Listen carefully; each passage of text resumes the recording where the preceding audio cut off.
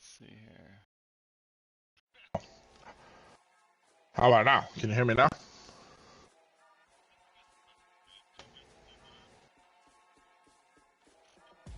Can you hear me now? How about now? Oh yeah, yeah. All right. Now we hear you. Now you're on. All right. All right. Should I pick up where we were, or should we restart it? No, they all heard me, but you'll have to repeat pretty much everything you said. You can skip, All right. you can skim through it, but Yeah, so going back to what I said from the beginning, I apologize here.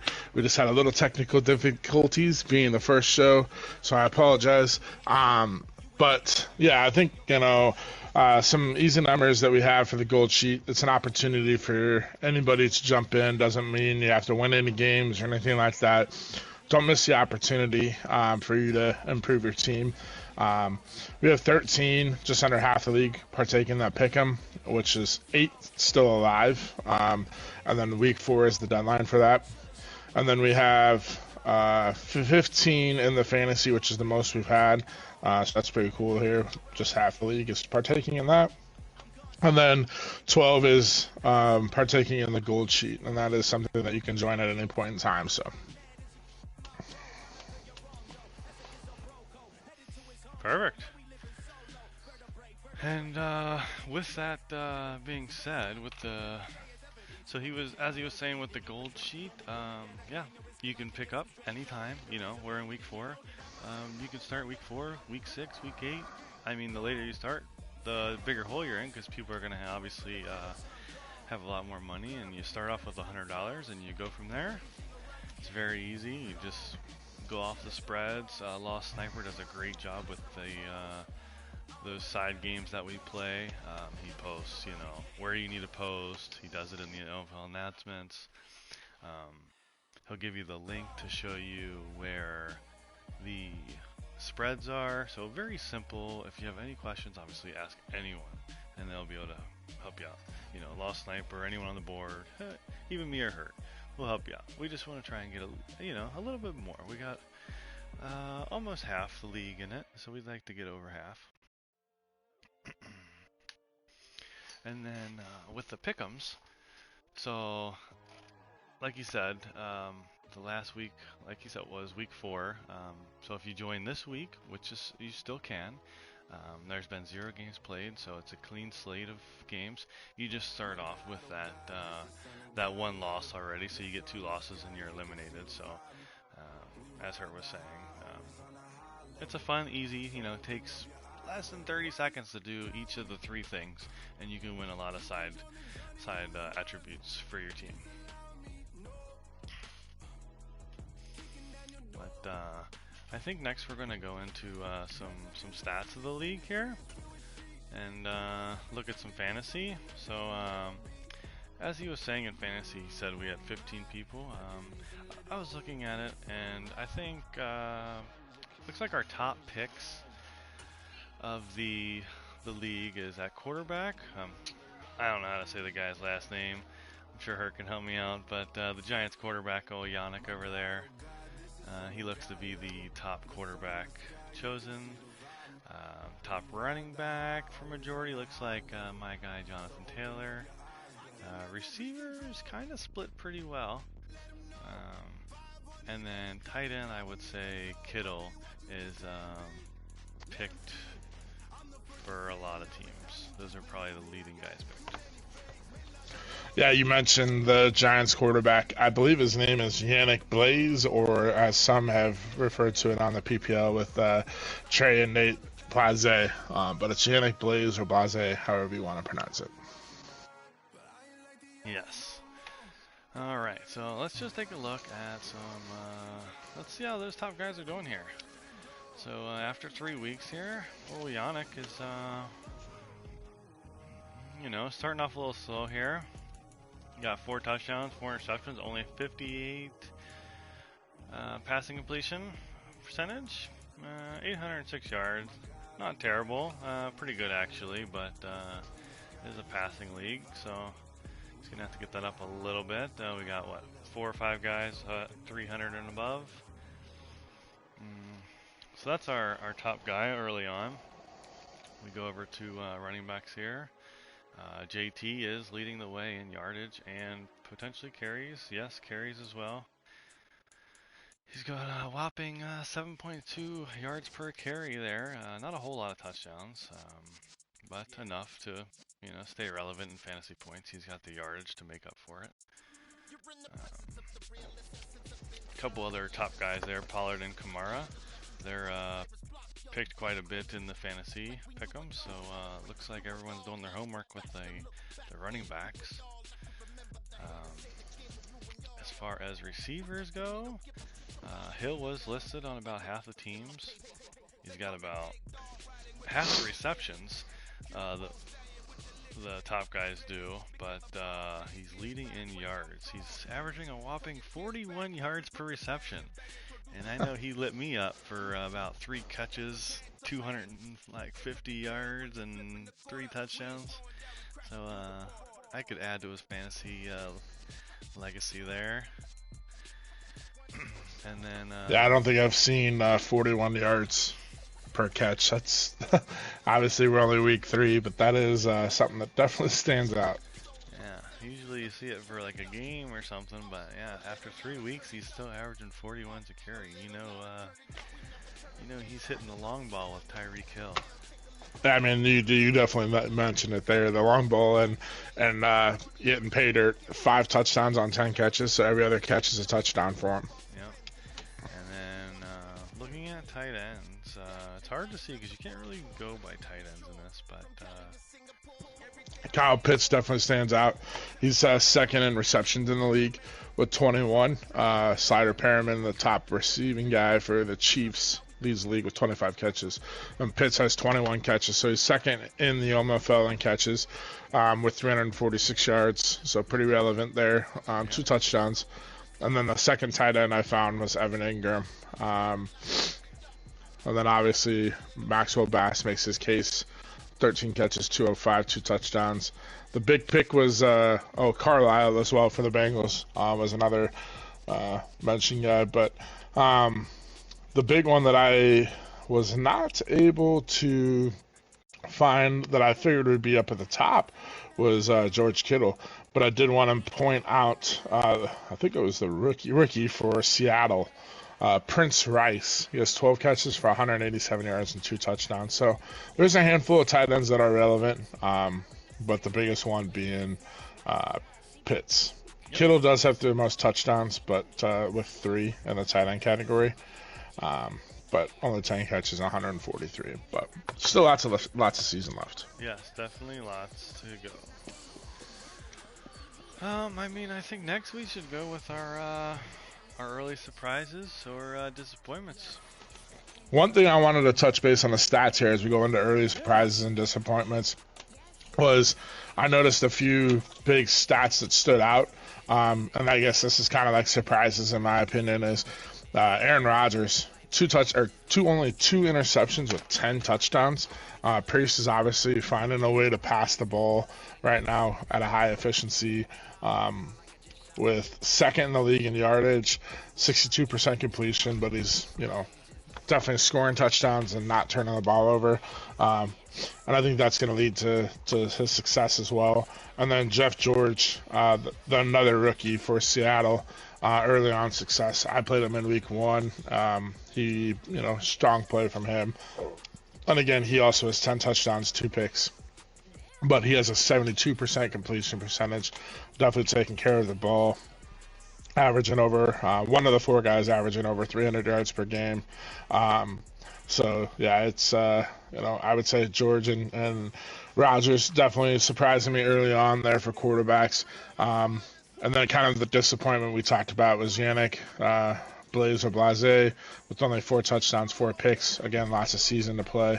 And when I saw that he only had 4 touchdowns and 4 picks, I was like, oh, he must be, struggling. But I went and looked at it, and he's 2-1, so he's finding a way to win games.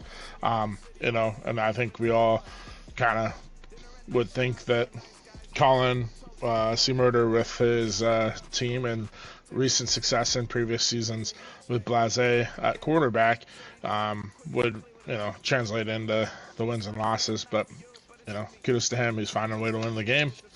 And Pickerson, he's got 5 touchdowns with Tyreek Hill, but he's only got 1 other touchdown. He's 6 touchdowns on the season, 7 picks. That's like I said early on. He is a gunslinger, so he's gonna go with that. And then the big surprises, in my opinion, were Mac Jones, Josh Allen. Mac Jones had 8 touchdowns, 1 interception. Josh Allen 7 touchdowns and no picks. Definitely high efficiency there. And then transitioning into running game, we mentioned Jonathan Taylor.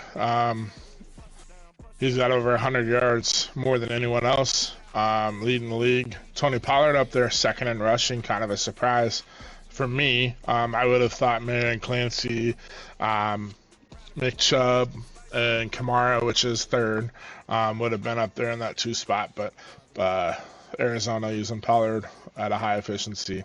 And then for receivers, Tyreek Hill, Metcalf, no surprise up there, leading the way. But I think the big surprise for me was Michael Thomas, recently acquired over there in Indianapolis.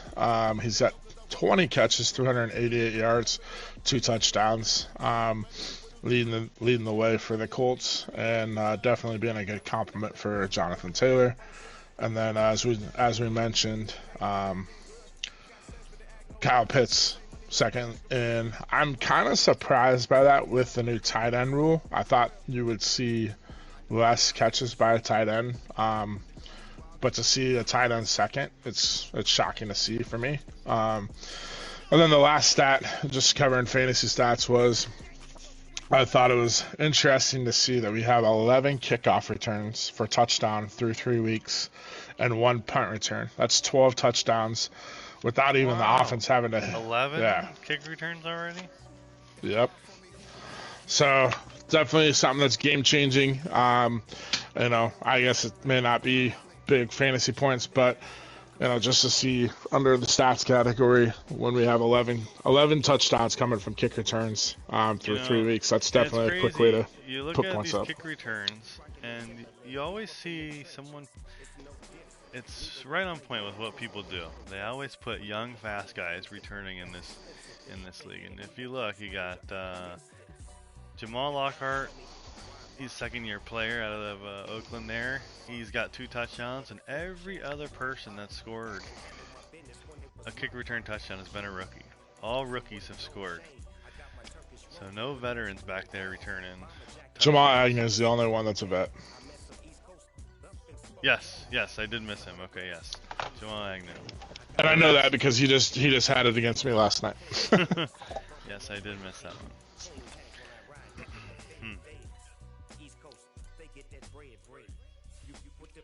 Alright.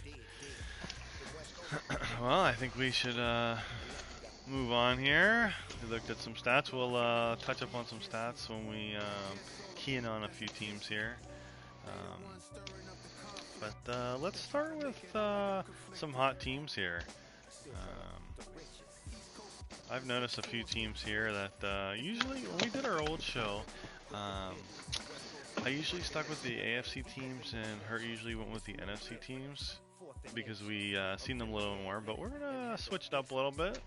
I got some NFC and some AFC. I've been looking at both leagues here, and let's see what we got here. I got the Saints as my first hot team, coming in at a whopping 3-0. Alright, old Nate here, starting off strong. He was a little worried early on because he played quite a bit of divisional opponents early, but he's third in points. I mean, he's second in defense, so first in total yards given up on defense. So defense wins championships, he likes to say, and he's controlling the ball well with Kamara. Roy's sitting at about 66%, so that's solid for a quarterback. 7-3. You'd like to get the sacks maybe down a little bit. 7 in 3 games, that's a bit much. but it's a work in progress that he says for his line. He's figuring out a couple guys. Like I said, Kamara's leading the way, 6 yards carry, can't complain. He's one of the top in the league. He was actually on the trade block last season. Nobody wanted to bite for him, and last season Nate actually was. He went away from the run a little bit, and I think that was a little bit of a mistake, and now he's brought the run back into it, a little more balanced, and I think that's his success early on with the offense there. Now, with the defense, I'd like to say it's been a giant team effort. I mean, he's got multiple guys with getting sacks here on defense. If I can get to it maybe here. There we go. You got many guys here with sacks. You got lots of guys with tackle for losses for days. He's getting pressure like crazy with his front seven. And the old vet there with 3 interceptions. And you got Lattimore locking down the other side there. And you know what? With Nate, he's got, let's go to his schedule. I believe he's got Denver this week. Give me 1 second here. Yep, so he's got Denver this week, and he's got Carolina. So he's got 2 very winnable games before the bye. You could very well see New Orleans at 5-0 going into the bye week. And, that's just something that's just going to boost Nate's confidence and, potentially make it tough for the rest of the division. And who you got over there, Hurt? So my top team, I have Seattle as my top surprise or top hot team. And the reason I kind of had him one is I think we've, hammered and beaten the dead horse is that the NFC West belongs to D-Money, and everyone else is, just second place and third place, fourth place, and to make the playoffs, it doesn't matter if you win 12 games, you're still going to be a wild card team. And Seattle's come out of the gate, first 3 games, very strong. I played in week 1. Like I said, the rookie quarterback, Jeff George, has played really well, taking care of the ball, scoring 10 touchdowns with the 72% completion percentage. Kenneth Walker, younger running back, second-year player. Not really lighting it up, but being efficient enough to have enough balance there. And then from the receiving standpoint, DK Metcalf at the top of the charts, 5 touchdowns, 15 catches on 392, so near the top of the charts there for yards. And I think the touchdowns, 5, puts him close to the top as well. And then he's at the rookie tight end, which is that rookie dual threat quarterback tight end there. 12 catches, 187 yards, 2 touchdowns. And then he's got a mixture of other guys. Tyler Lockett, who's the old vet. And then Dwight Matthews, a second-year player. 14 catches, 148 yards, 2 touchdowns. So lots of youth there in Seattle, but definitely building a strong team. And like I said, playing well out of the gate. Defensively, he doesn't really have a ton of sacks. Boy Mafi has 3. Everyone else is pretty much non-relevant. And then he's got 3 picks with Jamal Adams and a couple with Sidney Jones and Mullen. But he's just playing, high efficiency on offense and taking care of the ball and scoring points. And anytime you put pressure on a team that when you're as efficient as he's playing, you're putting a lot of pressure on the team, and he's definitely making it work over there. It'd be interesting to see how he holds up against G-Money, but I definitely think this is a strong candidate for a wild card team early on. Just because I don't know that he's ready for the Niners team yet, but it'll be an interesting game to look at once they match up here.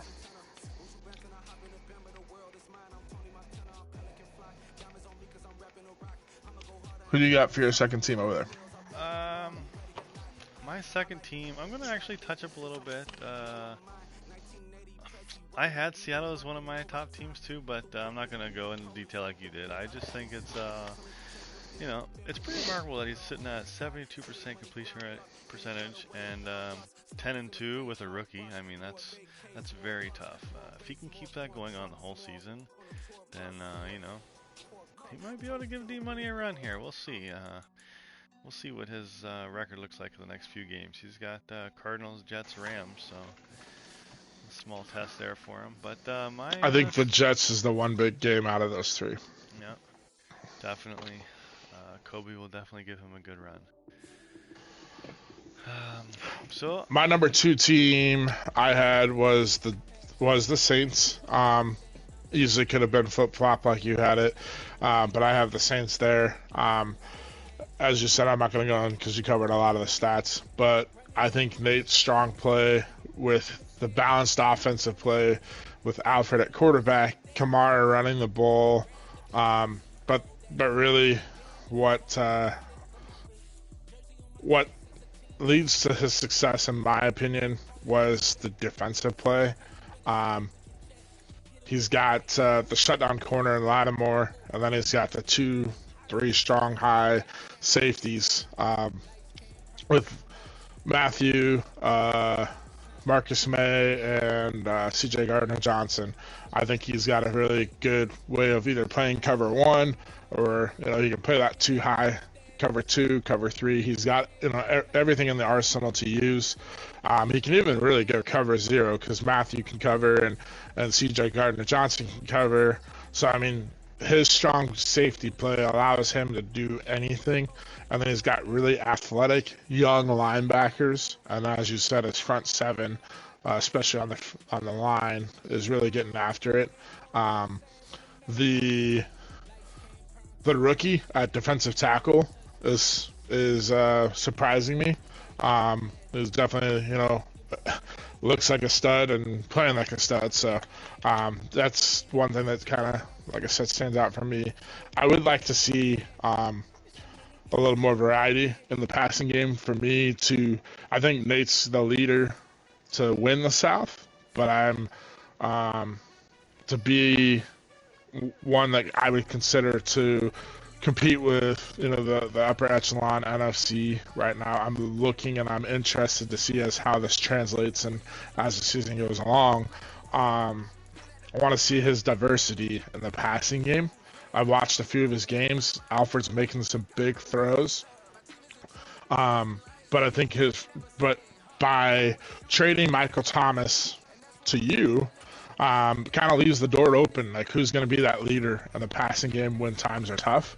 And the reason I say that is because when you play a D Money or a D Wayne or a Trey, it's not going to just be, rush the ball. You can rush the ball, but you're going to have to make some of those throws to keep him honest. And I think Chris Olave is that guy. And then he's got the young guy, Melvin Gray. But after that, there really isn't a whole lot to rely on yet. So if he gets hit with an injury bug or gets hit with one of those upper echelon DBs that shuts down Olave, is Gray able to carry the load, or who steps up? I think Cartwright could be a guy. Maybe a tight end steps in, but I'm just kind of waiting to see who kind of steps up there for him. And you're right about that because actually Nate is in watching, and he said Chris Olave just broke his ribs, and he is out for 4 weeks. So we'll have to see who steps up there. So that's what I was saying. Is like once he gets hit with that, he got hit with the injury bug. So like that's why I'm kind of like throwing this up is like I think Nate's got his team playing the way it is, but I want to see more diversity before I can really say, make him that top team. The difference for me was Seattle has, DK Metcalf, the rookie tight end, Tyler Lockett, the other young guy. He's got 4 weapons that are all producing. And then he's got the running game, which Nate's running game has been way more efficient. So that's why I had Nate in the 2 spot. Yes. All right. And to go to the 3 spot for me, I did a little more research. I just threw this together quickly, but it might be a cop out, I guess you could say. Um, but I had the Ravens there. He is 3-0, but does look like two of his games were simmed, unfortunately. But when, like we all say, when he's plugged in, he's one of the better guys in the league. And, the way Lamar is starting for him, I know this isn't him personally rushing for 24 times, but that is a key way to get the Ravens going. And usually he doesn't run a whole lot with them, maybe a couple times a game, but if you can get Lamar running like this, it's just a whole nother threat, you know. It just makes it that much tougher for the Ravens to be beat. And, when he made that key acquisition for JJ, that's his guy. He's going to be leading in receptions every game. He's going to get the yards, the touchdowns, the whole shebang. I mean, you can double him, you can triple him, he's still going to get the ball. But on the other side, he's got that fast defense with Patrick Queen in the middle there, patrolling everything. I think the biggest thing with the Ravens that we all say every year is just for him to stay plugged in, to get the games in. Like I said, he's had a couple sims already. He's gotten he's 2 for 2 on the sims, gotten the wins. But honestly, if he can just replicate the stats that they've been putting up together, like if you can pass for almost 70% with Lamar and run with him and be efficient with Dobbins and Troy Linton there, I mean, he's going to be one of the top guys in the league. It doesn't matter. Like, he's got that rookie John Bush from Notre Dame.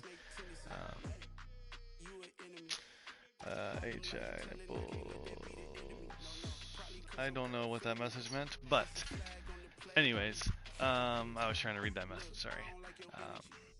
Where was I? Yeah, so he's got JJ. I think, he's going to be the guy. If JJ goes down, I know he's still got Andrews, but he's getting older, and he doesn't really use a tight end like most do if they had Andrews. He stays true to his receivers.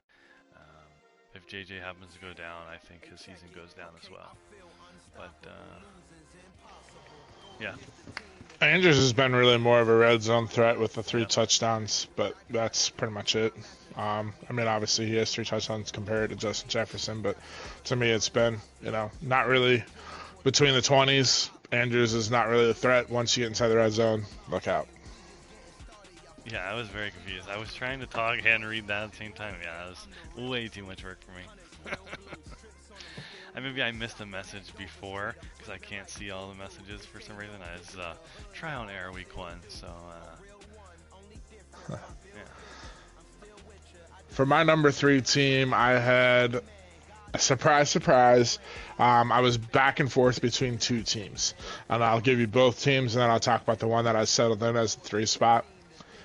And I had the Giants with C Murder, and then I had Lost Snipers Patriots, and I was back and forth, and I settled in with the Giants as my 3rd team. And the reason I picked him 3rd was because he got the big win in the first 2 weeks against Dallas.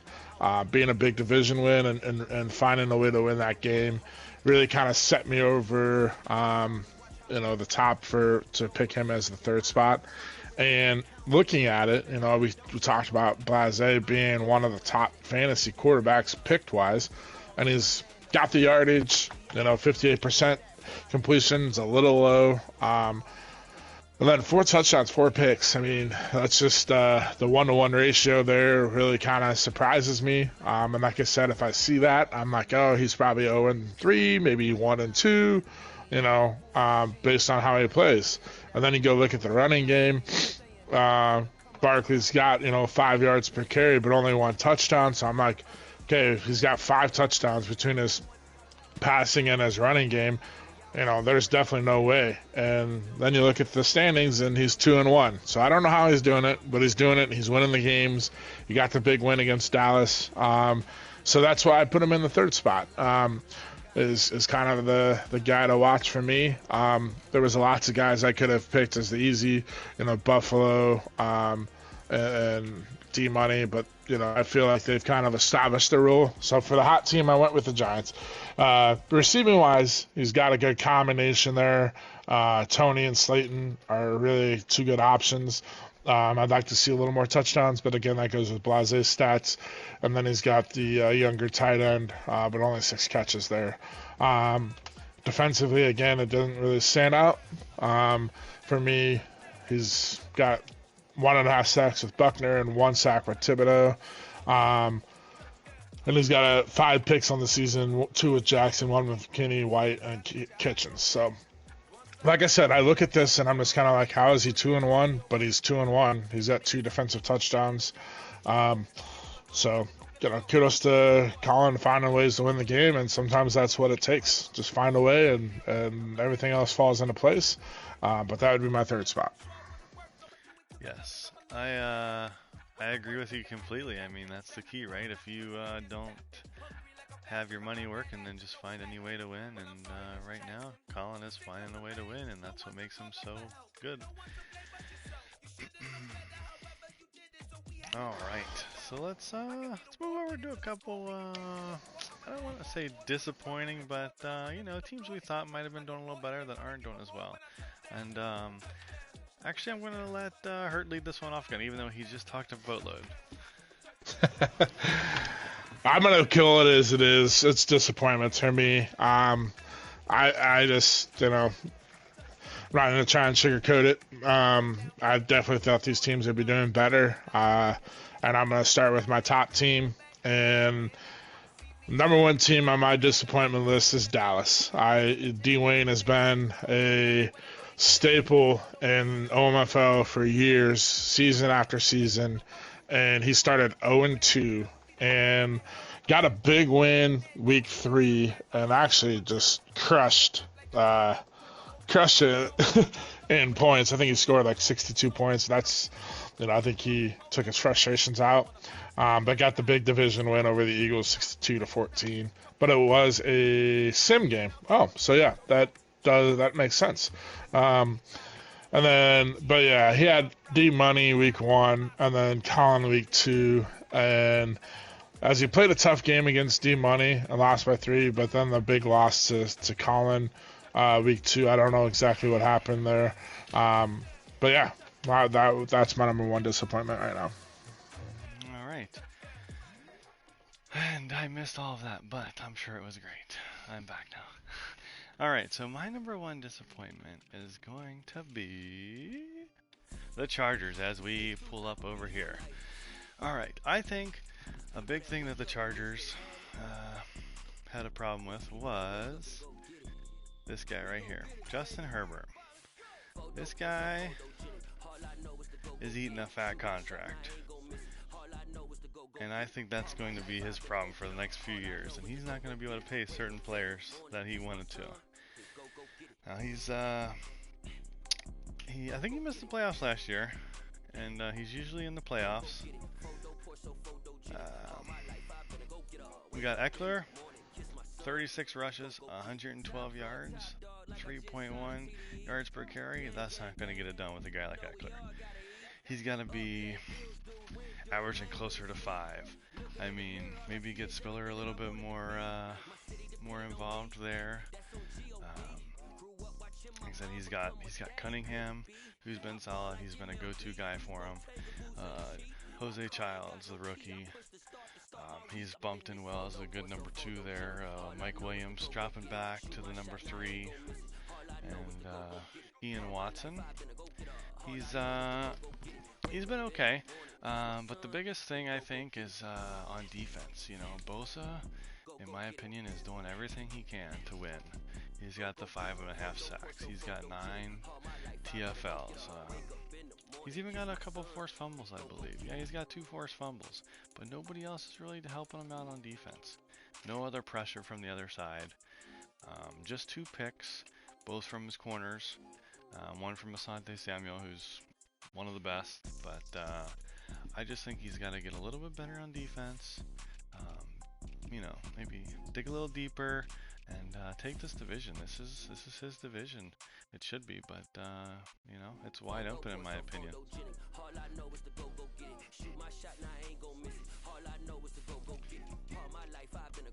you say, Hurt? What's your number 2?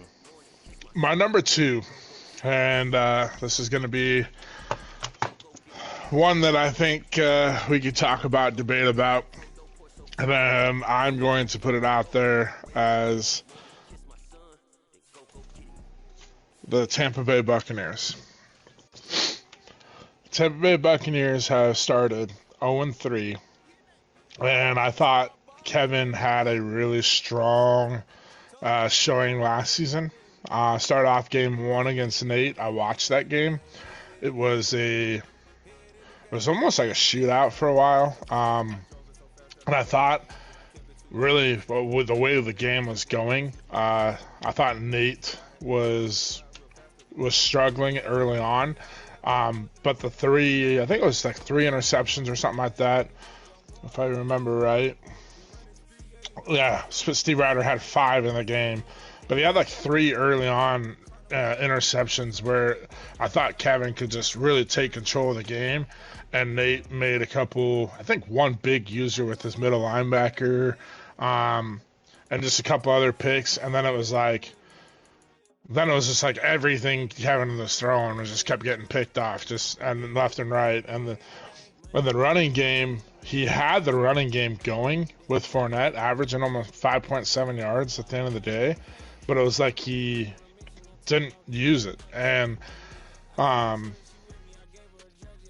White only getting 2 carries as a backup. Like, it just, like when things are going bad, and for me, switching gears a little bit, Seattle, like I couldn't run the ball. I had to throw past the ball because I was literally averaging like less than 3 yards per carry.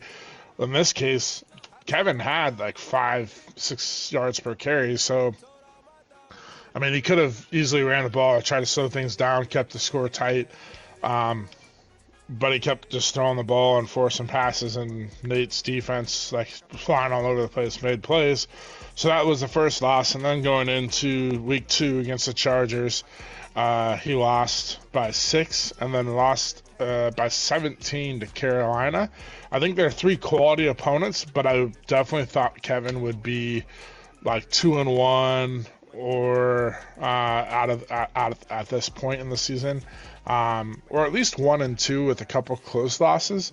But he lost by 15 and 17, and those are both division losses, the double-digit losses. So that really is, puts him behind the 8 ball really early on.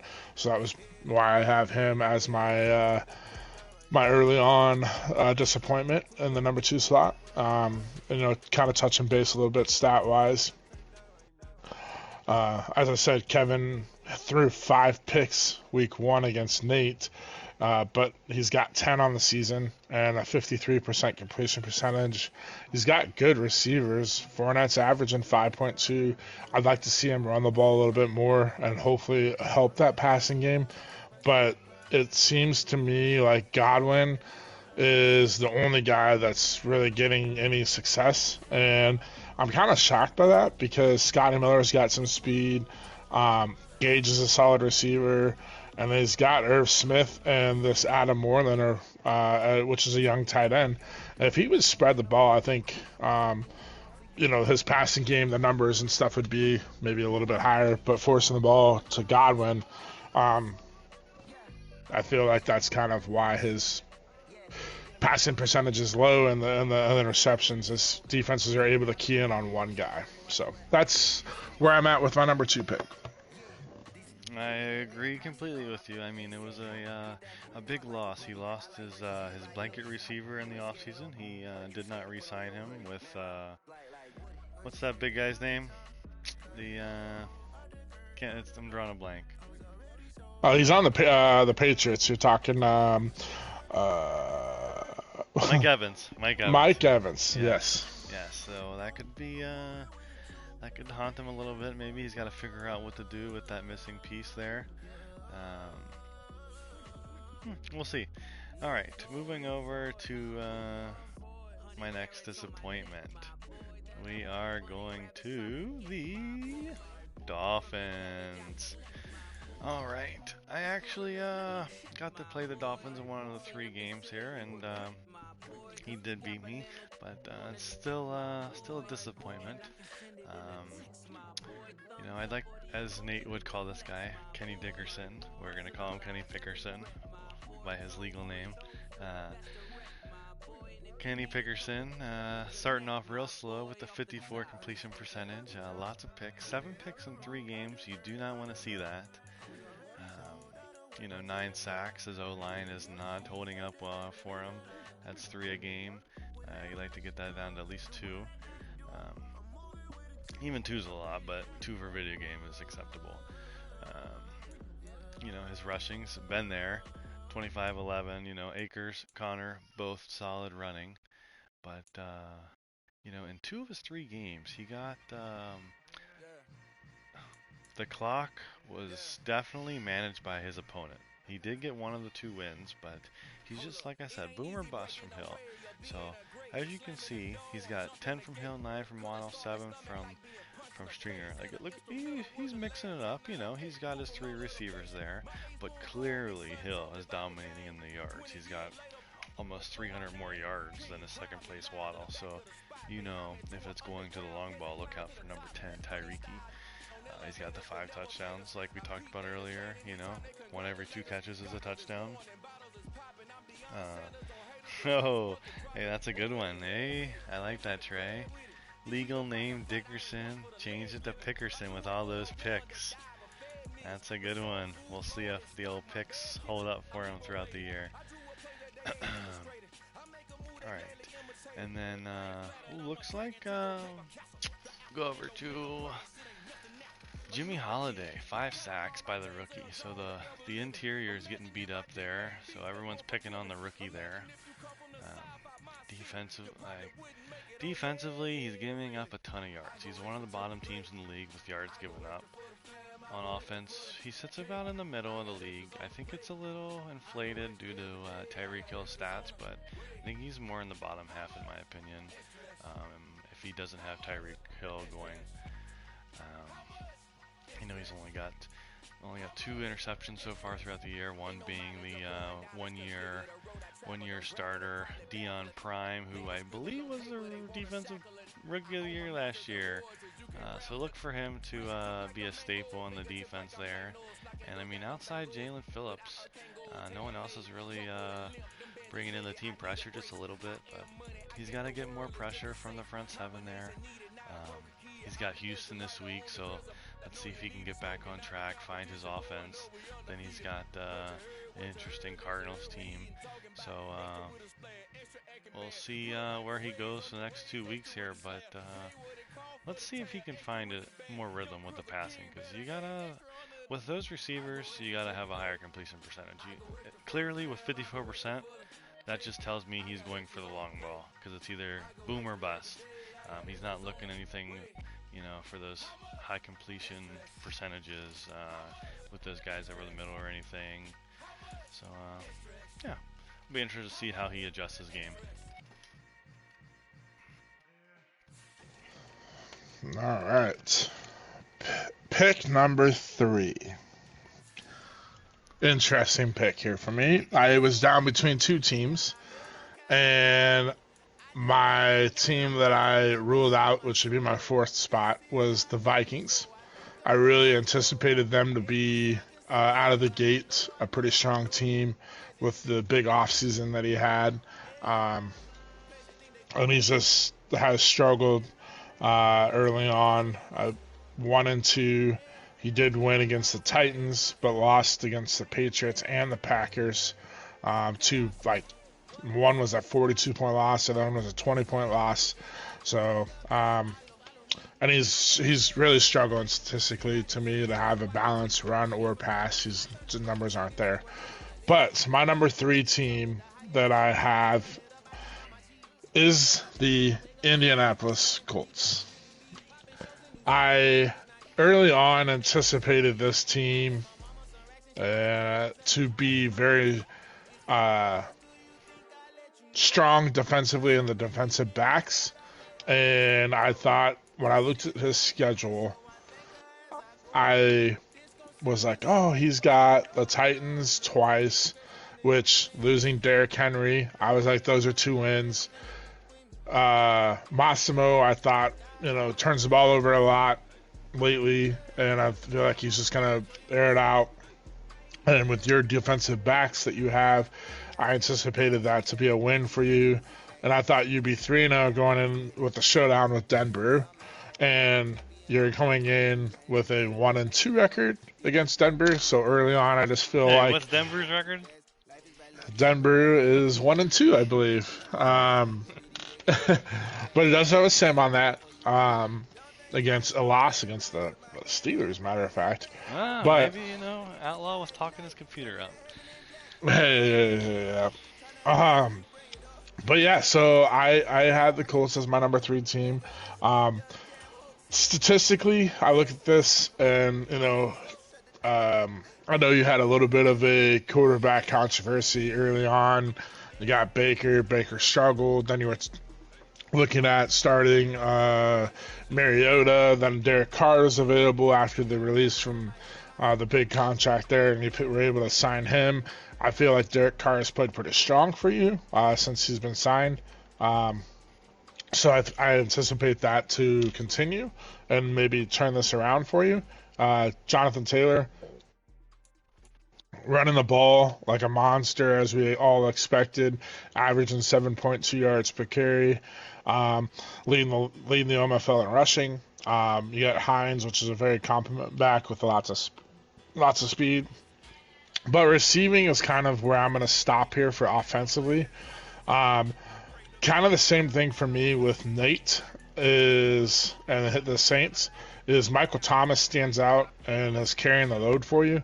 But behind that, I'm looking for who's going to stand up, who's going to kind of take on a little bit of more of the load, because when you do go up against one of the elite corners or elite teams that are going to double team Thomas, who stands up or who's going to bring out the A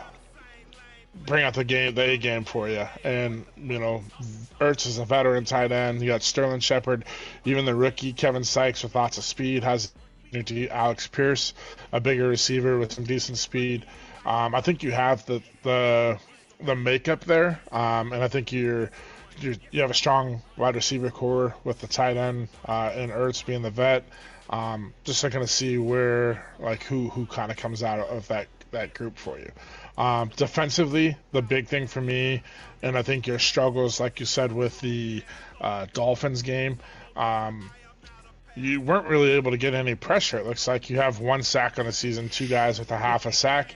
So, I mean, that right there is going to make it challenging for your defensive backs really to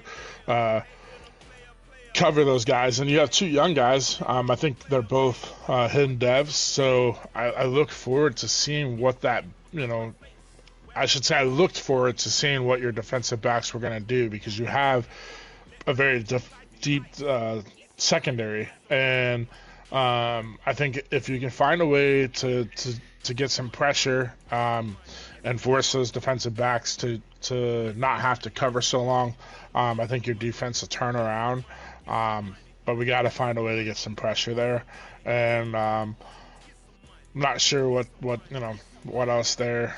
But yeah, the sacks really stood out for me. And then that's kind of where I'm at with the third pick. For my picks. All right, understandable third pick. I will say, let me go over here to injuries. I am struggling with the O-line a bit. I lost 3 linemen last game. Luckily, I'm down to only 2. I feel like the real Bengals losing 3 linemen. Sykes was injured week 2. He tore his labrum, so he should be back here in a couple weeks. So I'll have my number 2 guy back, the rookie. But other than that, yeah, I agree. Disappointment over here in Indianapolis. We're over here hosting Pee Wee football, it looks like. The good thing for you is no one has ran away with the South. So, I mean, I think you're still in the lead for it. So, plenty of time to figure things out and get things going in the right direction for you. And I think getting Derek Carr will help that. Yeah, he's looking for a team, just like in real life. Alright, so my next disappointment is going to be the Arizona Cardinals. Alright, there was actually, I believe someone, maybe Denver, I can't remember who it was. Somebody actually picked the Cardinals to win the NFC West. I couldn't remember exactly who, but we're going to start off with here. I mean, this is an alarming number here. We're going to look at a little short man, Kyler Murray. Can't get over the line, maybe? I don't know, 37%? Completion percentage? I don't know. That's just not going to do it. 3 games, 2 touchdowns, whatever. Maybe he's got a lot of rushing touchdowns. We'll see here in the next page. But 8 sacks. Like I said, I mean, I still can't get over 37 completion percentage. That's, yeah, you're not going to win like that. But look for him to maybe turn things around. Old Pollard here. He's second in the league in rushing yards, so he's clearly starting to, he establishes the run, but he's got no pass game to complement it. And a couple times, like, someone like an established winner like Dwayne. So years ago, he used to always be a great rusher, and he would struggle a little bit. He'd still win, but he would struggle with passing. And the way he took his game up that much further was by learning how to pass. And I think Bird's got to learn how to pass here. If he can find a passing game with his great running game, I think, he'll be able to find some wins here. Maybe get back in the race for the wild card, even the division, but I would say probably the wild card. He's 32nd in passing, 2nd in rushing, so, not going to get the job done. His front 7 here is obviously better than mine, but I think he needs to get a little bit more pressure. I know he's got some sacks spread out, but in key situations, he's giving the quarterbacks too much time, and they're going to pick apart. He's played some really tough guys so far. Like, he's lost, 38 nothing to the 49ers, and he played Bills, and lost 27-13, I believe it was, or it was a 2-score game. So he's played some tough players, and you'd like him to maybe get a little closer. He's got the Seahawks this week, so one of my hot teams and one of my cold teams going against each other, I think very well. The Cardinals could find a way to maybe squeak it out. I don't know. Maybe I'm giving them a little bulletin board. If not, we could just see the Seahawks steamroll them. We'll find out here in the next probably 48 hours to see what happens in that game. But yeah, so he's got the Seahawks. Then let me go over the schedule. I think he's got the Dolphins after that, which is another team I've talked about. And then the Commanders, which is a very tough team, and then going into his bye week there. So let me see here. Let's go to ABC Cardinals. Alright, so yes, we beat the Rams week 1. Played a bunch of times, but finally got the game done with Tim. And then, yes, got shut out versus D-Money. And, yeah, I mean, no matter how good everyone praises D-Money, you gotta at least put points on the board. I mean, at least a field goal, maybe? I don't know. I'm just hoping to put 3 points on the board against D-Money this week. And then, yeah, so he played Bill, so he's 1-2. Got the Seahawks, Dolphins, and Commanders for the bye week. So he's got a chance to turn this thing around. I mean, he could very well, he could go 2-1, maybe 3-0. If he goes 1-2 in the next 3 games, you can just write a season away. He's not going to bounce back from that. He's got to get 2 wins in these next 3 games going into the bye week, I think, to save his season. But yeah, that's just the way I see it with Bird. He's got to turn around. He's got to get 2 wins here. Very important. Because he's got a tough back end there. So yeah, that's all I got from Arizona. All right, that leads us into the next stage of our show, which is the early predictions for our division winners in the wild card. And I think we're going to pretty much just fly through this. Based off to the first 3 weeks, This is kind of, I'll let you pick your AFC winners, and then I'll pick my NFC, and then we'll flip, and then I'll do AFC and you do NFC. Yes, alright. Okay. So go ahead and pick your AFC. I'm just going to wipe through this, as you guys see on the screen here. Yeah, Tony Bono, you know what? You come on this show, man. You can come on. We'll give you a couple days notice. Maybe for week, what is this, week 4, maybe week 6, you can come on, week 7? Week 6, we'll say. We'll shoot for week 6. We'll see what day it is. So AFC North, we're just going to shoot this quick. We got the Ravens 3-0 quick, but he's got a couple computer games. Denver's starting off a little slow. He'll bounce back strong. But let's take the Cincinnati Bengals. And I'm not going to say, what is it, Little Koch? I don't really know his name. But we're going to take the Bengals, taking the AFC North. We go to the South. There's not a team over 500 yet. We got the Jacksonville Jaguars still picking up pieces, trying to collect what they want to do for identity. The Texans are still putting pieces together. I'm going to go with myself. I mean, I think I could take this division. 1-1 versus Titans. Haven't played anybody else yet, but I think I found my quarterback with Carr. AFC East. Kobe got a couple pieces. He's going to fight strong, but Bill's stronger right now. Bill's the strongest man in the East. Bills for the East. Bills. Bills. AFC West. Looks very similar to the South. Everybody's 1-2. You know what? Raiders, Broncos, they're struggling. Chiefs put up a big number that week 1. Right when the Chiefs won the AFC Championship, he was engaged. Then he lost 2 in a row, came back to earth. I think the Chargers are going to pull it together, maybe. We'll see. I don't really know who to pick right now. It's kind of a wash. It's like throwing freaking marbles out there. Let's go with the Chargers and hope he figures out Herbert. But this could change with my next broadcast. Who you got, Hurt, in the AFC?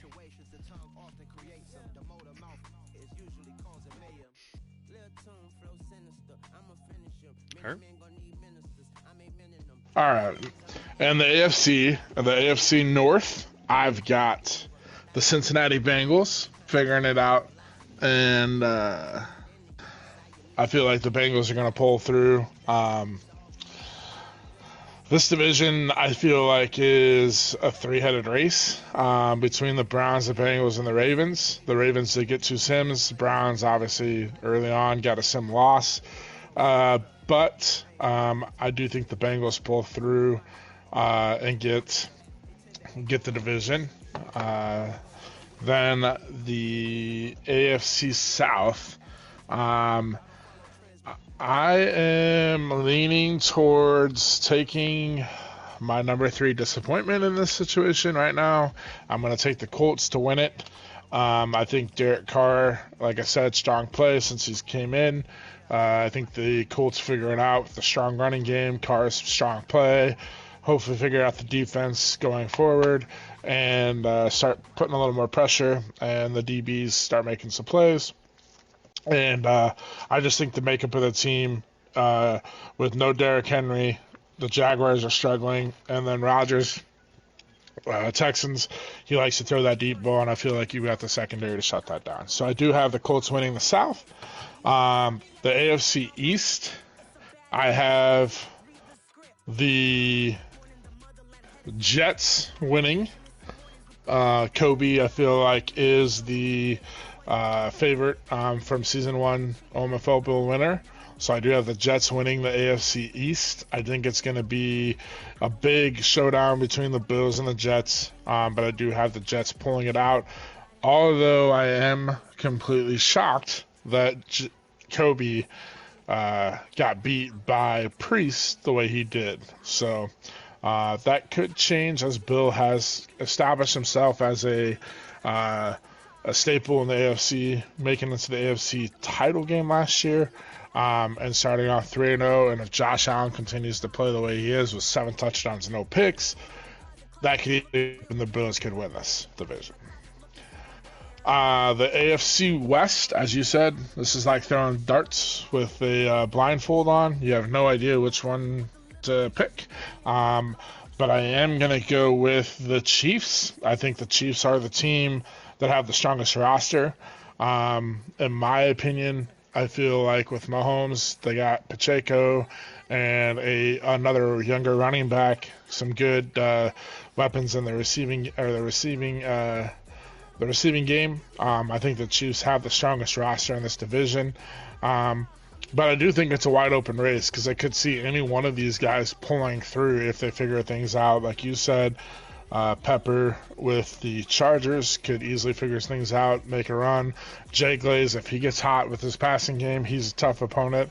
And the Raiders and Jay Bowles, I think, could easily figure some things out as he has in the past at OMFL.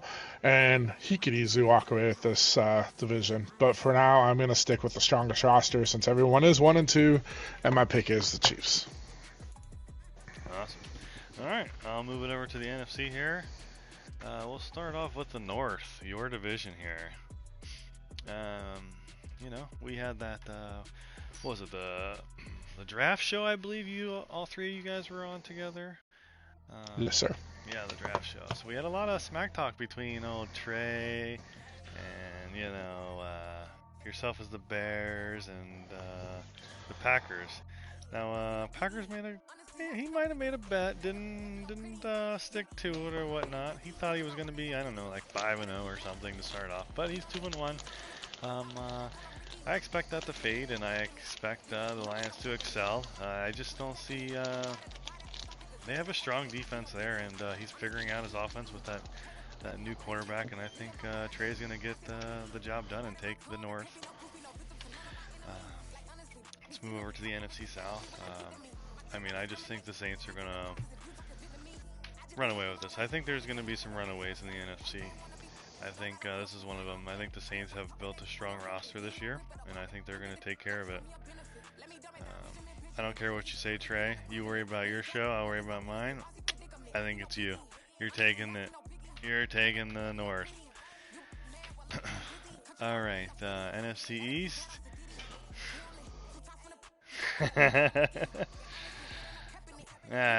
Saints doesn't think he's taking away with it, but you know what? Kevin's struggling. Falcons only know where Kyle Pitts is on the field, and the Panthers don't quite know their identity, I don't think. Even though they're 2-1, I don't think they know what to do with it on offense. I think the Saints are the key to the South. We're moving on. NFC East. All right. We got the slow starting Cowboys, the fast starting Commanders, and the Giants who are finding ways to win. This is a tough one. This one. Where are we going here? This is tough. You know what? I think we're going to go with the flightless bird. We're going to stick with the hot hand. I think Penguins is going to stay on it. And he's going to squeak out this East. But look, potentially for 3 teams to come out of this division. Once Dwayne figures out that he wants to, play and start, making people worry about him again, and we'll be all right. So let's go to the NFC West here. 3-0, 3-0, 1-2, 1-2. I'm not going to sugarcoat this. Seahawks are 3-0, but 49ers are taking this division. I'm sorry. I talked you up, Seahawks, but you got to shout out the wild card. You'll be a wild card team in my eyes, but you got to fix a couple things on your roster to compete with the 49ers, I think. But you're building the right way. And I think you're going to have a very good, successful season. But, yes, look for D-Money and take the West. All right, so for my picks here, starting with my division in the NFC North, I do have Mr. Consistent, Trey. He has established himself as a top NFC and OMFL regular season, I will say. Dominant owner and team. I think Trey definitely has the roster for this division. He's got the 1-2 punch on the outside. Jamison Williams, Alex Belton. He's got, like, I think it's 99 speed with Jamison and 97 with Alex Belton. That is, like, impossible to stop, in my opinion. And then he's got TJ Hawkinson on the inside. Yeah, I think he's been running a bit with his receivers, too. He has. He definitely had a reverse, jet sweep reverse with Jamison Williams that went to the house against me. So, yeah, he's using them in every way possible and getting his playmakers the ball. So I do have the Lions taking the North. Like I said, surprised the Vikings are not 2-1 with that mega big offseason that they had. Only 53 points for and 106 given up. That is not a good recipe. And I just think Priest is off to a hot start with scoring lots of points, 10 touchdowns, 2 picks. But I definitely think that as time goes on and the season wears on you, a few injuries or anything like that, Priest kind of settles in and is going to be sitting around maybe 10 wins or 11 wins, maybe even 9. But we'll see. Somewhere between, I would think 10 or 11 wins is kind of where I have Priest at. But I just have him not competing with the Lions. Then I have the NFC South. I do have Nate's running away with this division. Not going to like that. I know Nate's not going to like that, but I just think the strong defensive play, only 40 points given up. He's got it figured out right now. He's playing good football. He's running the ball, consistent, and he's balanced. At any time you can be a balanced offense and you run the ball and throw the ball effectively, it makes it really difficult for you to be stopped. And I just think this division has been up for grabs. I think all 4 are strong owners. I do think Panthers Nation or Black Cats or whoever it is, I think he's got the roster, but doesn't have quite the defense that the Saints have. And I think the Panthers will be in the wild card running, but I just don't have them lasting in the division for the division title. The Falcons giving up more points than scoring, even though he added Derrick Henry and has Kyle Pitts. I did expect him to be a competitor in this, and I just am not seeing it from the get-go. And I think Nate's hot start, once the Falcons figure it out, it's going to be too big of a hole to climb out of. And the same with the Bucs. They're 0-3, one-dimensional in the passing game to Chris Godwin, throwing lots of picks, not using the running game.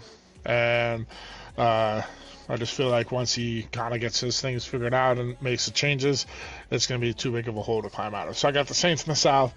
NFC East, I do have the Commanders. Penguins has been a staple here in the OMFL for a long time. He, I think, has won the wild card spot for the last couple of years and has competed and made a run towards the OMFL Bowl a couple times. Very strong in the playoffs, couple tight losses. Got him eliminated, but he's just on the verge of like one touchdown. He advances, and then he's in the OMFL Bowl. And I think, we talked about in the NFC South, digging yourself a hole, and I think that's what Dwayne is doing, starting off 0-2, got the sim win. And I'm not really sure if he is going to get things figured out before the hole is just too big to climb out of. I don't see Penguins, slipping up that many times throughout the course of the season to lose this division. I don't see Colin figuring things out, and just lighting up the stat sheet enough to knock off the Commanders. So I do have the Commanders winning this division. And then the NFC West, I hate to say it, but it's kind of just a given. D-Money is here, and he's not going anywhere. He is the guy to beat. The Seahawks, and if they were in almost any other division, would be a competitor for the division title. But in the NFC West, it's just going to be too much of a tall order for me. I think he does very well, except for against D-Money, and I think D-Money pulls out the West, with the Seahawks definitely right behind him in the 2 side. There you have it. Got some similars, some differences, and let's head over. Let's finish this up with a maybe a game to watch in week 4 or 5. Let's go over to the schedule here and look at one here. Now, Trey had a good game for me to touch up on in week 5 here, but I'm actually going to touch up week 4. He said, what did he say? I got one game for each week, so if you want to pick out one, you can pick out one for each week. I don't feel like talking that much. I've talked enough. Shoot, why can't I think of the game that I was looking at here? Where is this? Well, while you look at that, Seahawks I can give you my. Okay, where are the perfect. damn Seahawks? I can't see them. He said Seahawks Jacks week 5. I actually want to back that up to week 4. I want to go Seahawks Cardinals. I want to see me take care of business in a division, but I also want to see Bird get back in this race and make a push for the playoffs. So that's my game to watch here. Seahawks are about a 14-point favorite in the OMFL books. I don't see them covering. It's about a 48-point over-under. I see it actually going under. I think this is going to be a sloppy game, and the Cardinals are going to make it close, but the Seahawks are going to squeak out. Perfect. I have, for my week 4, I did pick Dallas and Baltimore. I think this game is kind of going to either get things going for Dwayne and get things turned around. Nipple with the Ravens has had a couple sims. He could establish himself here with his presence at being 3-0. He beats Dwayne, makes himself 4-0. So I think this game is big for both teams and 2 strong owners when they're both Dwayne's always plugged in my opinion, but when Nipple plugs in, he's a strong presence. So, if Nipple can lock in, play his game, and pull out the win, he's here to stay, hopefully. And like I said, Dwayne's opportunity to get things headed in the right direction early on and try and turn things around. Week 5, my other game, was the big individual game. There was lots of talks, as you talked about it, in the draft show. I got my division matchup, the Packers and the Lions. I think if Priest even has a breath of chance to win this division, this is a must-win for him. He cannot lose 2 games against the Lions. His best bet is to hopefully win both, and I don't see that happening. But he would have to beat the Lions twice because I just don't see Priest being consistent week by week. And I know he'll be ready to play Trey. So in my opinion, if Priest is going to win this division, he has to beat the Lions both times. And again, I don't see that happening, but this will be a game to watch in week 5 for me. I agree. Those are both 2 great games to watch, and I'll definitely be watching both of those games for sure. Maybe potentially commentating one of the games down the road if I can figure it out. If I can get, a quarter of the knowledge Nate has on all this broadcasting stuff. But that's pretty much it for the show. We've gone on for maybe an hour and 20 minutes, roughly almost.